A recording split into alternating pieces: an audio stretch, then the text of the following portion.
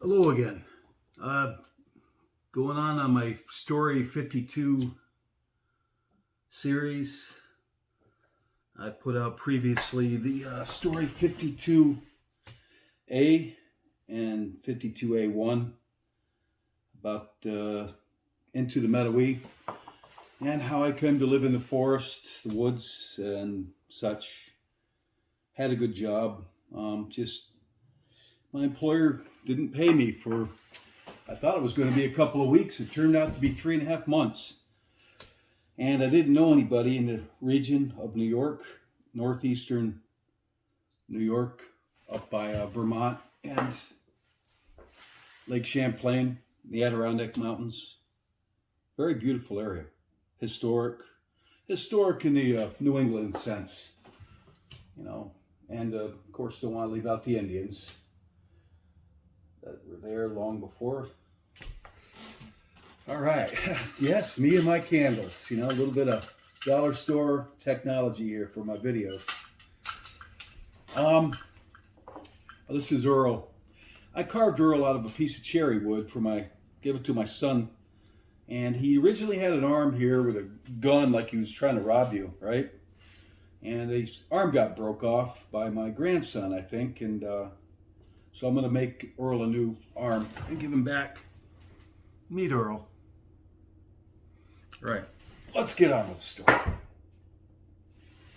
Oops. Stand up, Earl. Kind of early.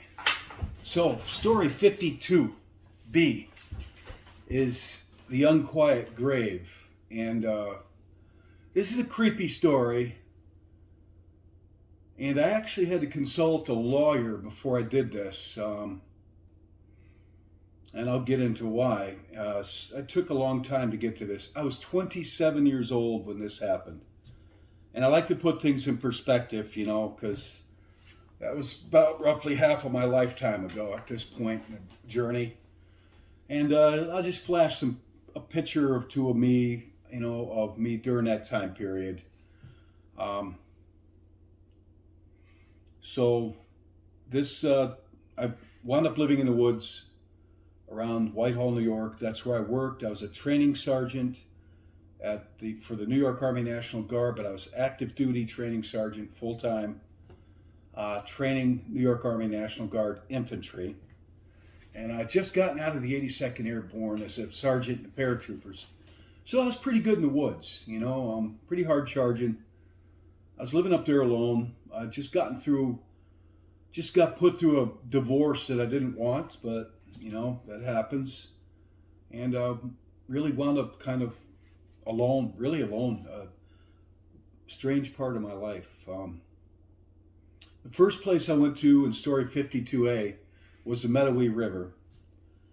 And if you want to, I won't recap that much. That's a pretty strange story in itself.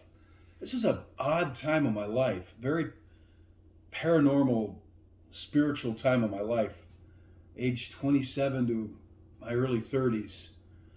I don't know, it had to do with the region that I was in.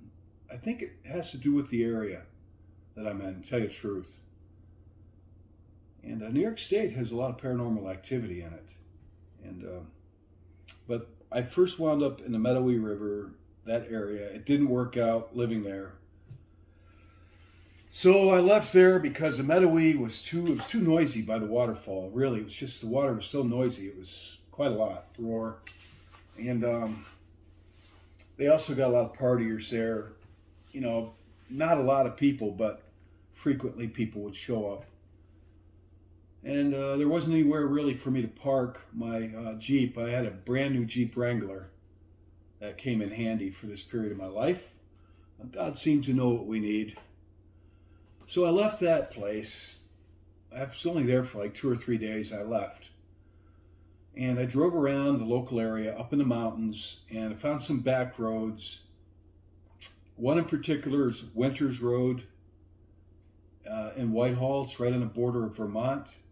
Winters Road. And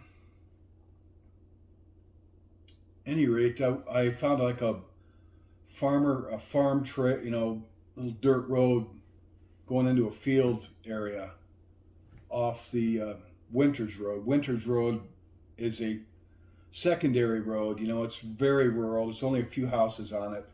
When I was there, in the part of Winters Road I was on, there were no houses. So I pulled off in there, one summer day. This is, July. And I found a nice spot next to a creek with a number of waterfalls on the creek, and it seemed perfect. So I could drive my Jeep in off the road and then drive in there. It was kind of hidden from the road. You couldn't see me from the road. And there was a little creek there with some nice little pools of water that I could bathe in, or, it wasn't noisy. It was just a creek. It wasn't like the place I'd just come from, the Meadowee River. So it was a nice place, and I wound up living there for, I don't know, 2 months, about 2 months. And I'm going to talk a little bit about living alone in the woods. And then I'm going to get into, I had a couple events happen there.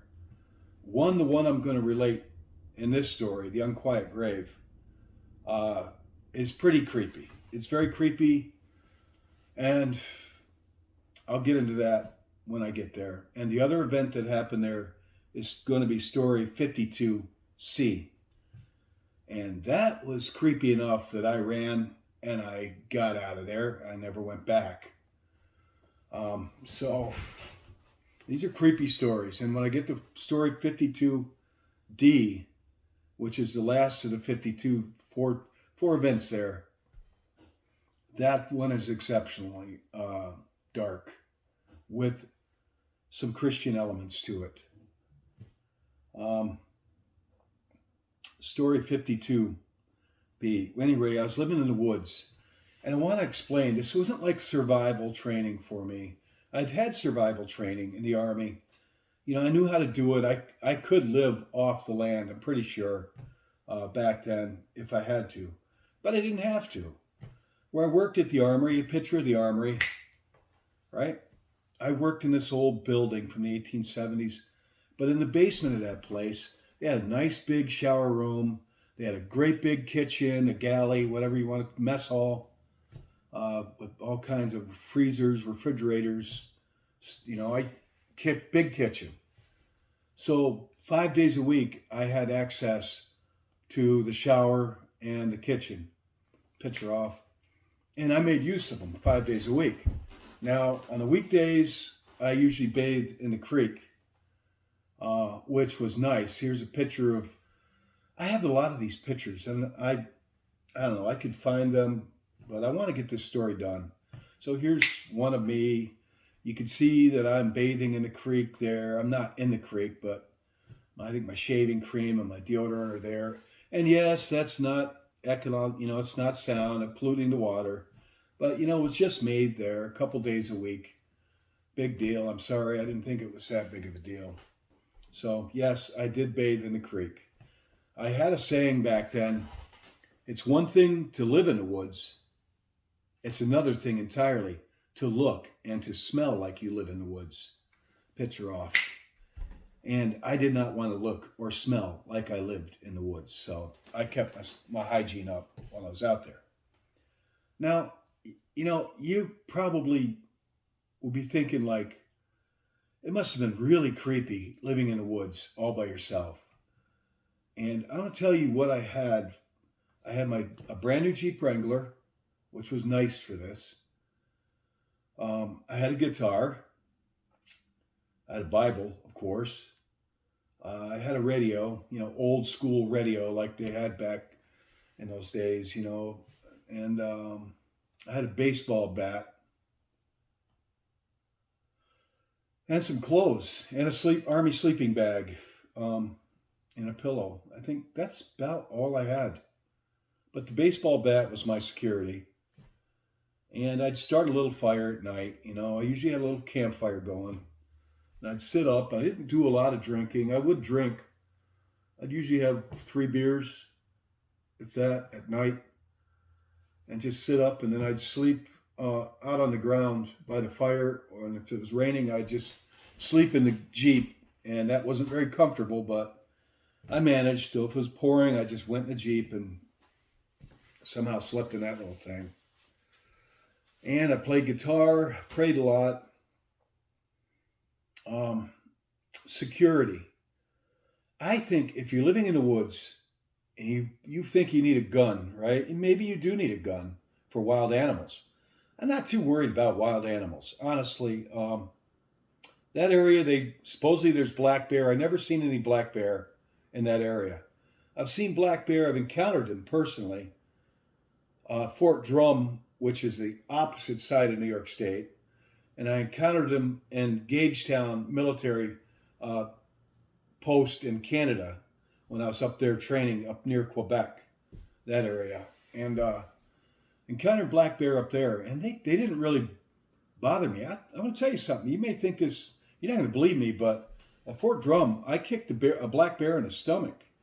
It was, I was sleeping on the ground, and it was over top of me, not trying to get at me. It was trying to get at my gear, because black bear are like giant raccoons, and I don't think they really see people as dinner. Whereas a grizzly bear, a polar bear, Kodiak bear, a brown bear, they may see a human being as dinner if they're really hard pressed. I think a polar bear would definitely see. I've read up on bears.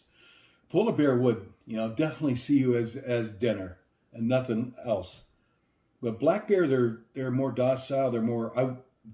They're big enough to kill a man, certainly, but they're kind of like giant raccoons. They'd rather eat berries and rummage through things. They're not really. I don't think they're really big hunters. That's my impression. So this thing was climbing over top of me at Fort Drum. I woke up in the middle of the night, and the bears were all over the place up there then. And I just instinctively kicked. I kicked real hard. And I was laying out flat on top of my sleeping bag, and I kicked this bear 2 or 3 times in the stomach, and it ran off. And I got up and like, what the heck? And I seen this bear running off. I hurt its feelings or something, But in this area of New York, Whitehall area, I never saw a black bear there. I wasn't worried about it. I figured I could handle it,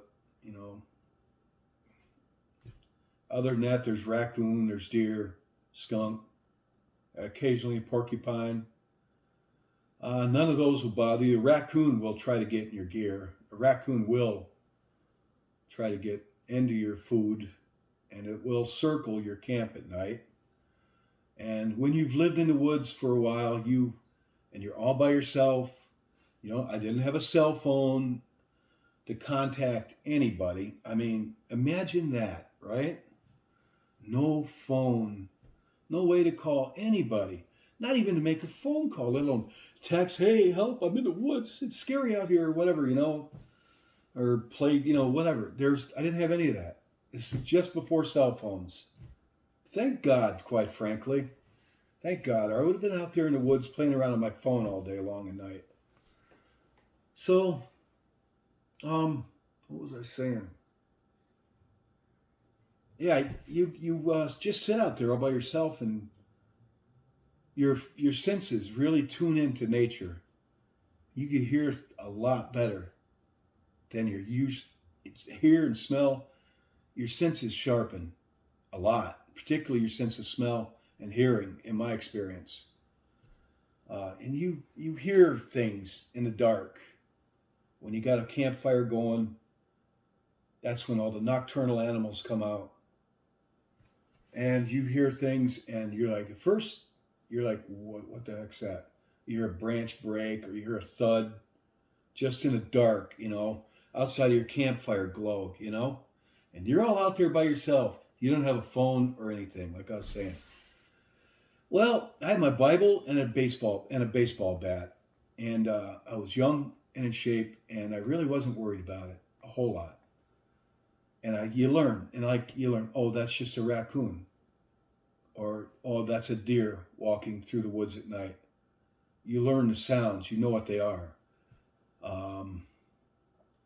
Sometimes you hear things that sound like a scream, really horrifying. You hear things in the woods occasionally, sounds like a person screaming in agony. It's an animal. Animals scream for different reasons. Usually they're dying, and they let off, some of them A deer will let off a horrendous scream, spine numbing scream that you would think is bloody murder. It's a deer. You learn these things. But I'm going to tell you about one time when it wasn't an animal.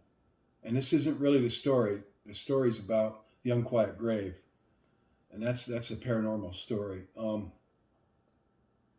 I didn't keep a gun. I could have bought a gun easily. But you know what? You think about this. You're out in the woods by yourself. You don't have a phone. It's nighttime. You're scared. What if somebody walks up on you? You might shoot them. Or you hear somebody just in the darkness, maybe making noises, maybe trying to scare you. You don't know who it is. You don't know who it is. You may pick your gun up and ramp off some shots at them. You may hit somebody, you may kill somebody. That's maybe just kids, you know what I mean? Like just messing with you. They know you're out there. You don't need a gun in the woods unless you're afraid of animals. That's what I was getting at. And I wasn't afraid of animals, bear or anything. So in my idea, my assessment, if you really were living in the woods or you're homeless, I think in a rural area or something, I think the best thing you could have would be a baseball bat and 2 dogs, not 1, 2 dogs, preferably German Shepherds, because 1 dog, an intruder, an attacker might be able to neutralize 1 dog, but 2 dogs work as a team. And if somebody's messing with the 1 dog, the other dog's going to be on them. So 2 dogs and a baseball bat, that's my recommendation for, protection. I didn't need it. I had a baseball bat. So one night, I heard something in the woods, in the darkness, and I said, that's not a deer or a raccoon. There's somebody out there. And I knew it. So I just played it cool. I got my ball bat, got it up close to me, probably said a couple of prayers, and just sat there by my fire like I wasn't aware of them because I could hear them. They walked up in the dark and they were watching me. And then I'd hear them walk a little bit and they'd stop. Then after about 10 minutes, this guy walked out of the darkness and right up to me at the campfire. A fellow looked to be about my age now, about, let's just say, in his 55, 60. And turned out he owned the land. And he said, what are you doing here? Right? And I pulled this stunt off. It worked beautifully. I didn't lie to him. I want to tell you something. My favorite author is John Steinbeck. Next to the Bible's number 1, actually. Shakespeare would be number 2. John Steinbeck would be number 3. And my favorite Steinbeck book is Le Morte d'Arthur. And my friends in France, sorry if I mispronounced The Life and Times of King Arthur. I think I mispronounced it.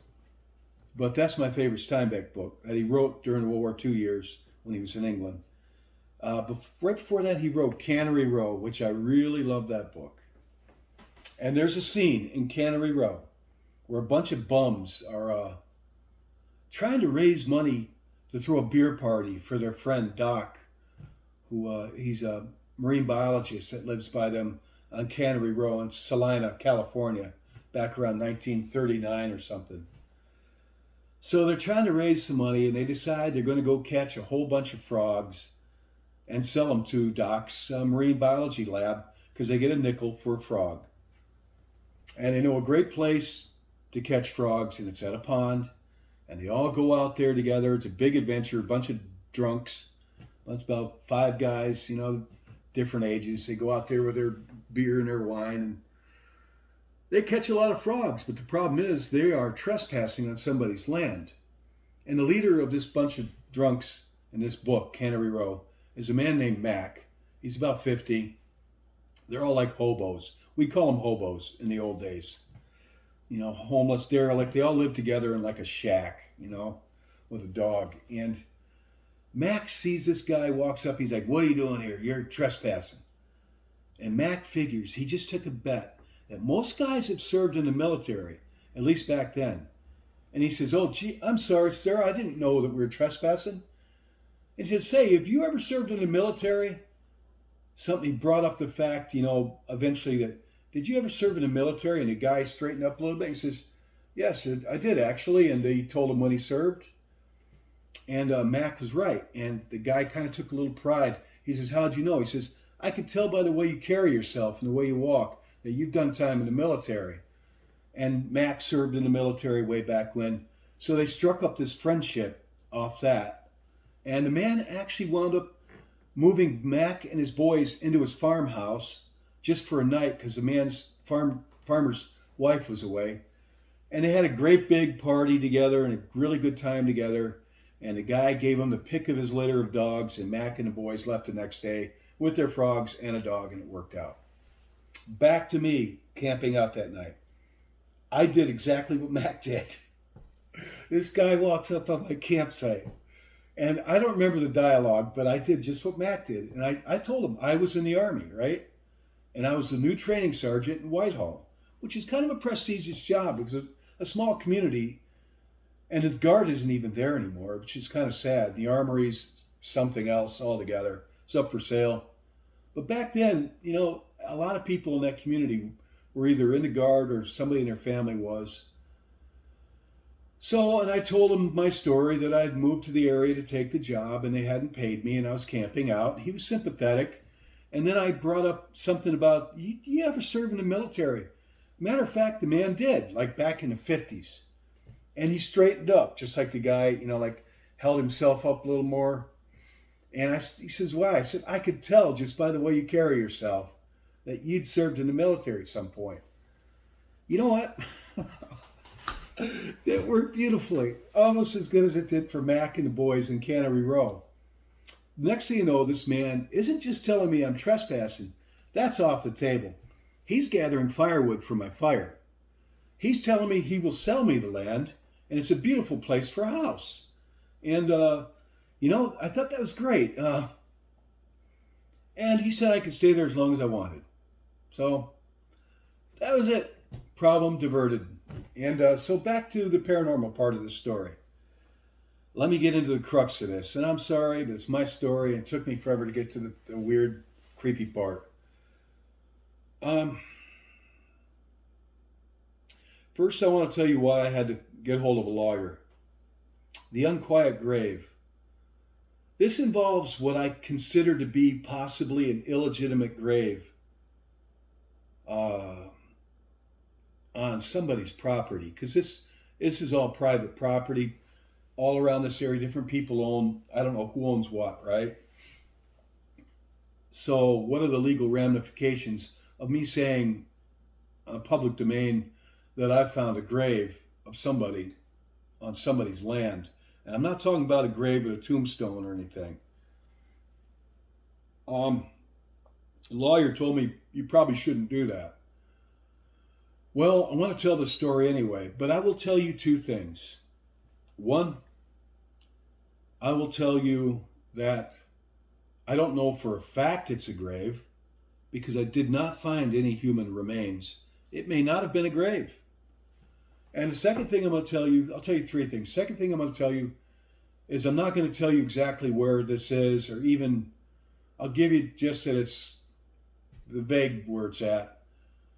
And finally, the third thing I'll say, if law enforcement or anybody that legitimately owns any land around this area, once they contact me, I know exactly where this site is. And I'll even write it down, latitude and longitude, but I know exactly where it is. But I'm not going to reveal it on here. And I'm not going to tell you for a fact that whatever I found, I know for a fact to be a grave. All right? You don't know where it's at. You don't know that it's a grave.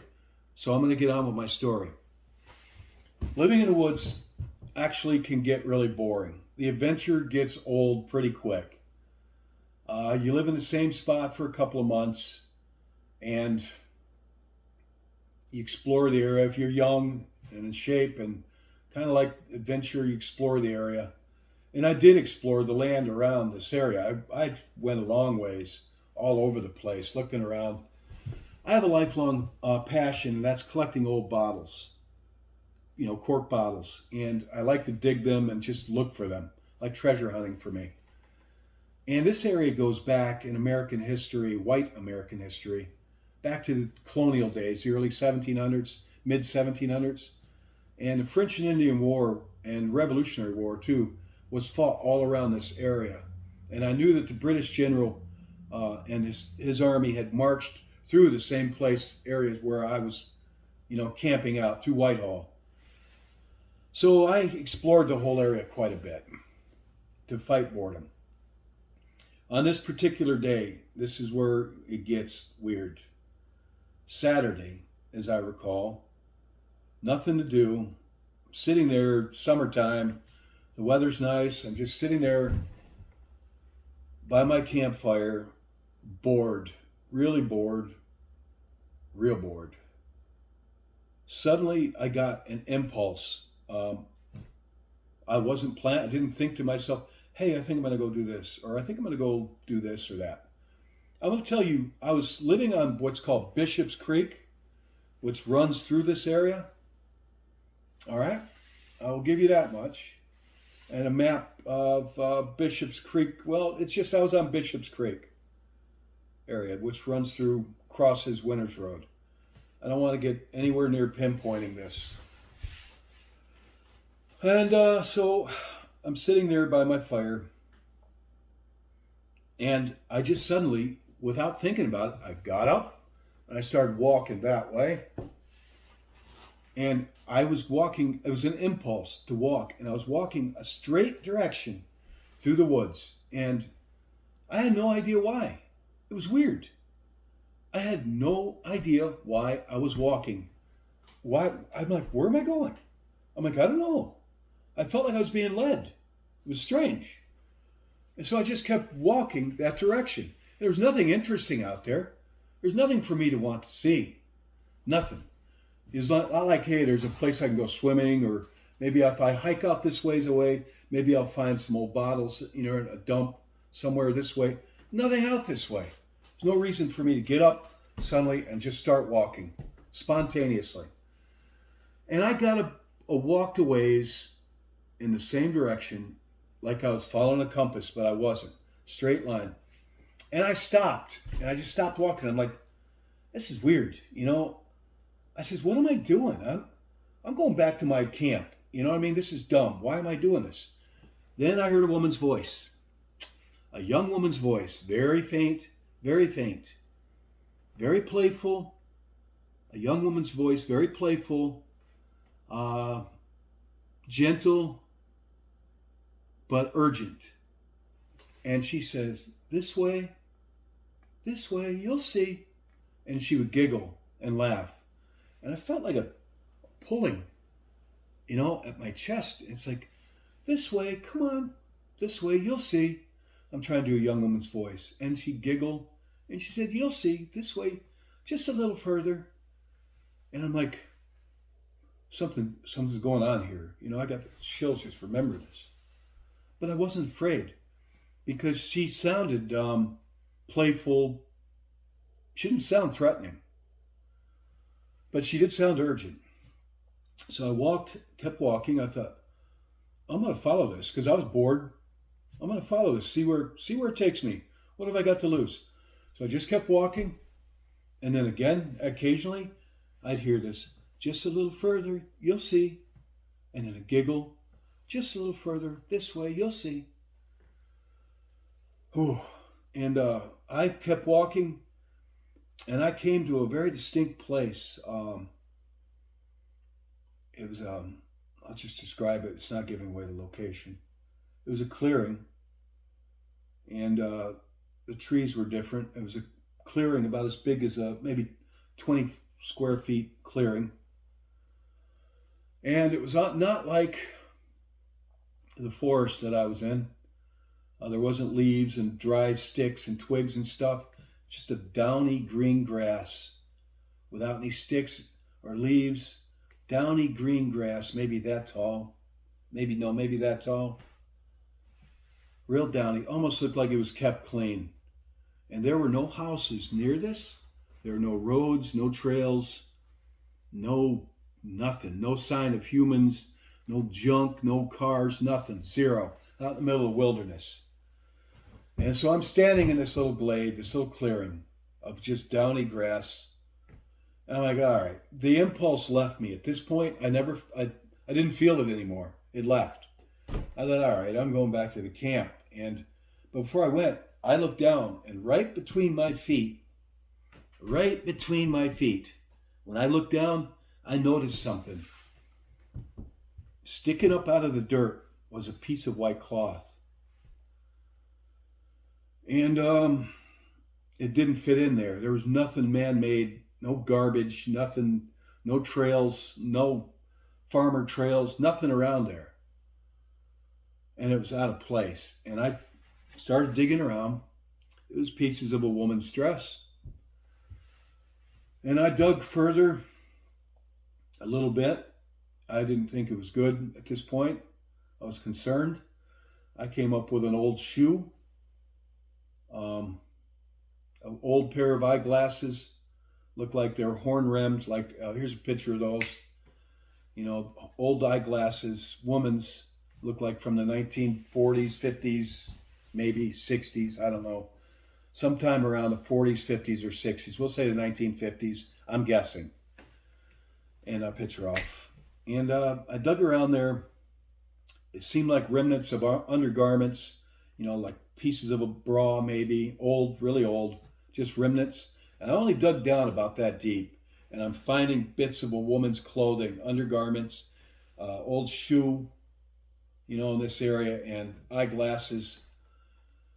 And I also dug a little to the side, and I found something even stranger.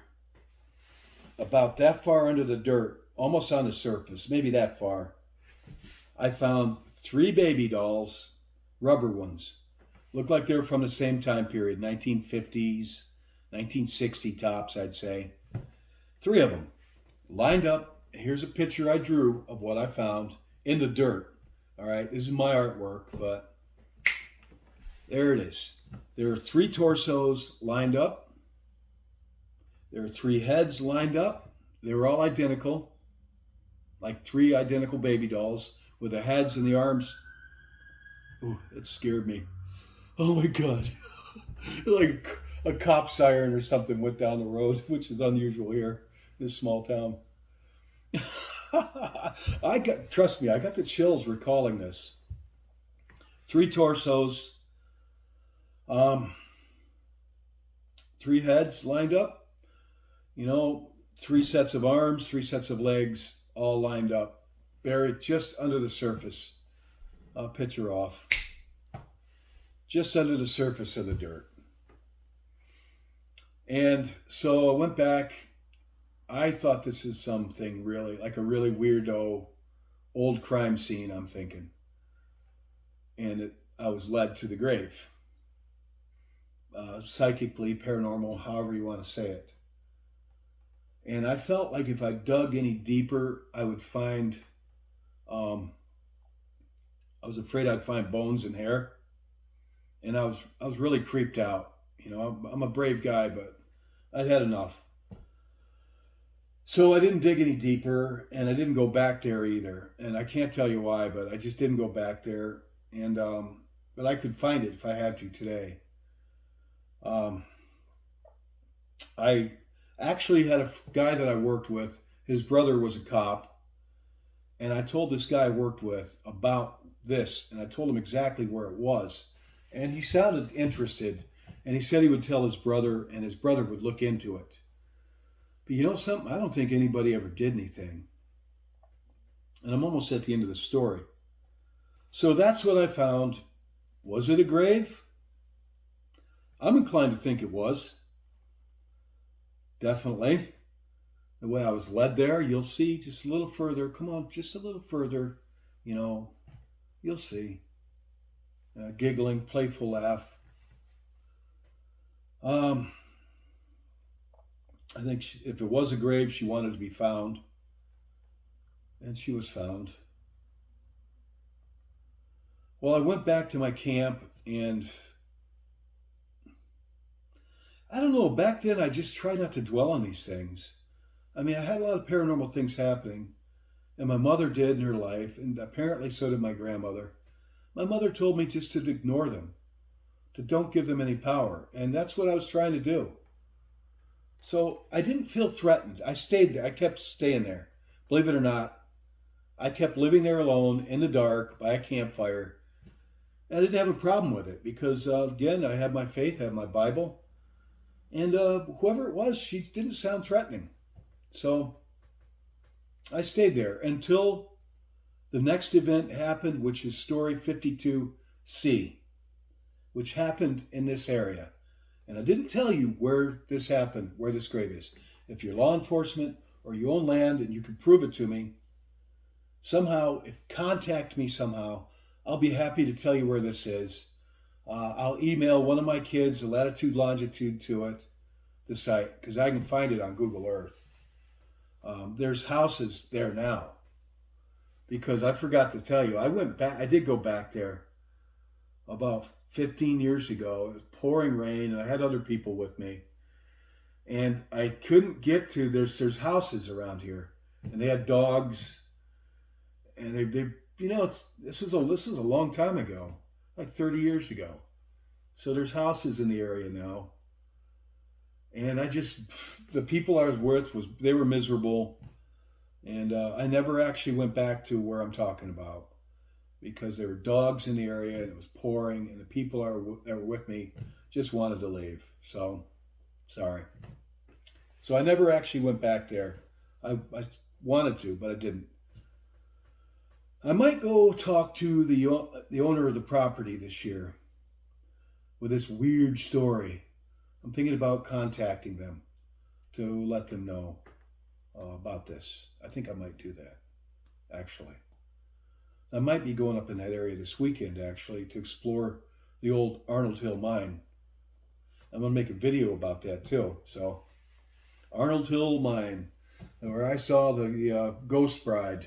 I did a story about it. I think story 26. I'm not sure. Arnold Hill Ghost Bride, mine Ghost Bride. Well, I'm going back there hopefully this summer, this weekend, to camp out with my son and look around with a metal detector and things. So I'm going to make a video of that. So I stayed there until the next paranormal event happened. And in this event, I will tell you on a map where this happened because it's the first Bigfoot encounter. And some people are going to want to know where I saw this, encountered this. So I'll tell you exactly where that was, in a swamp. And I was out looking for bottles, wandering, looking for old bottles. And that's story 52, C, Charlie. And I'll get to that. But if you're law enforcement or you own land, get a hold of me. And I'll be happy to show you where this is at. But right now, I can't tell you for certain that it's a grave. And I didn't tell you where it was at, other than I was living on Winters Road in Whitehall, and I was living somewhere on Bishop's Creek, camping out during this time. Or it might be Castle Creek. I think it's Bishop Creek, but it might be Castle Creek. But I think it's Bishop. I'll get to that in the next story. All right, this was kind of a long-winded one, but anyway, take care. Oh, I gotta try more candles, but not direct, because somebody said there was too much glare with the candles directly in front of the camera, and they're right. I'm evolving on this whole thing. All right, thank you.